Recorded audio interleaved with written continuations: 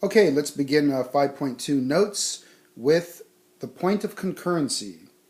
The point of concurrency is the point of intersection of the lines, rays, or segments.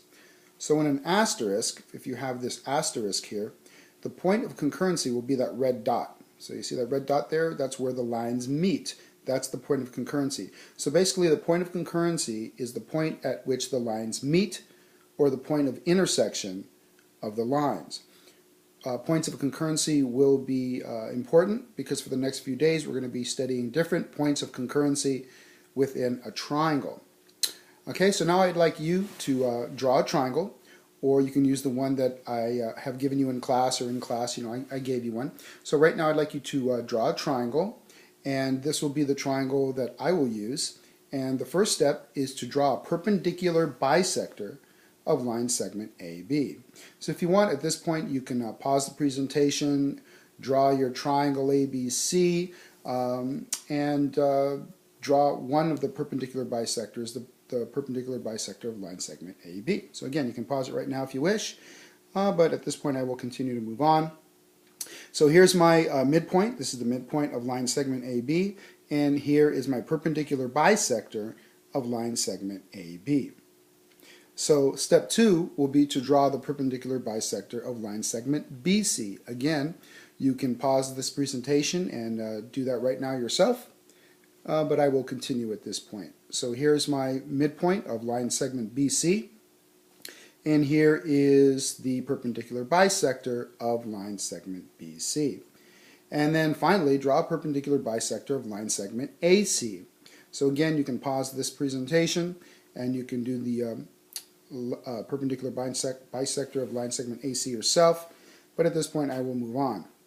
So you have the midpoint of line segment AC, and there's the perpendicular bisector, and that red point denotes the point of concurrency, and then the tick marks show that they are bisecting each line segment, each side of the triangle, and that they are perpendicular. So we have 3 perpendicular bisectors meeting at the point of concurrency.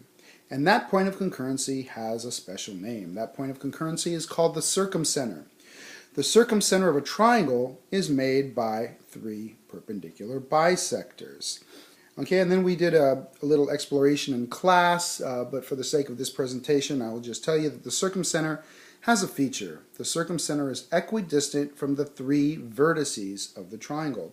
So what that means is if you have triangle ABC, and again that red point is your circumcenter, that the distance from the circumcenter to vertex B is going to equal the distance from the circumcenter again to vertex A. It's hard to see that, but there is now a green line segment from the circumcenter to vertex A. And then it's also the same distance from the circumcenter to vertex C. So if I call the circumcenter G in this case, then basically what we could say is line segment AG is congruent to line segment BG, which is congruent to line segment CG. Right now I'd like you to please put the needle of your compass on the circumcenter, put your pencil on any vertex of the triangle, and draw a circle with your compass. Again, you can pause this presentation and do that right now and then come right back. But for the sake of this presentation, I will continue. And this is what I get. So I get a circle that is circumscribed about the triangle. Again, the circle is said to be circumscribed about the triangle. Circum means around, and scribe means to write. So this circle is written around the triangle. Okay, so we have a task at hand now, and that task is your activity. And I'll read it to you now. It's an archaeologist found an artifact in the rubble of an excavation site. The artifact was a broken plate. The archaeologist has been assigned to duplicate and reproduce the plate to show it in its complete form for an exhibition in a museum.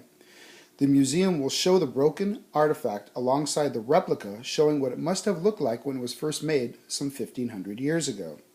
So first the archaeologist must reconstruct the broken plate to make it whole again. She needs to find the original size of the plate, that is, the diameter of the actual plate. Your task is to help her find the diameter of the original plate. So your first step is to plot the 3 points on the outer edge of the circle and connect them to form a triangle. Step 2 is to now use what you know about circumscribed circles to find the diameter of the plate. And then the parenthetical statement here is that according to my knowledge, based on my internet research and talking with professional colleagues, anthropologists and archaeologists really use this technique to find the diameter of broken circular objects such as this. Okay, so here's a snapshot I took of the activity that I gave you. And again, I just want to accentuate that this right here is the outer edge of the plate, and also that little piece right there is the outer edge, and that little piece right there is the outer edge. So the first step would be to plot 3 different points. Those are the 3 that I chose. You can choose any 3 you'd like. They should be on the outer edge, however, and then connect the 3 points to form a triangle. And then to use the knowledge of what you know about circumscribed circles about a triangle, you would make 3 perpendicular bisectors, right? So here's my first perpendicular bisector, and my second perpendicular bisector. Here's the third perpendicular bisector, and those 3 perpendicular bisectors meet at a point, and that point is called the circumcenter. And what's the feature of a circumcenter?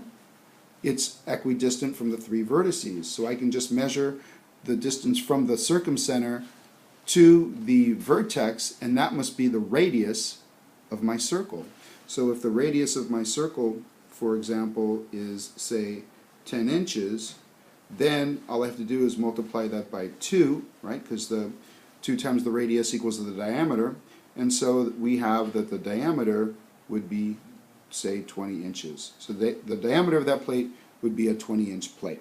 Okay, so that's the end of my lecture. And again, the 3 main points, or the main points rather, of this of these notes is that 3 perpendicular bisectors make a circumcenter, and the one feature that I've taught you so far of the circumcenter is that it is equidistant from the 3 vertices. There'll be other features that we're going to be learning, and we're also going to be learning different points of concurrency in a triangle.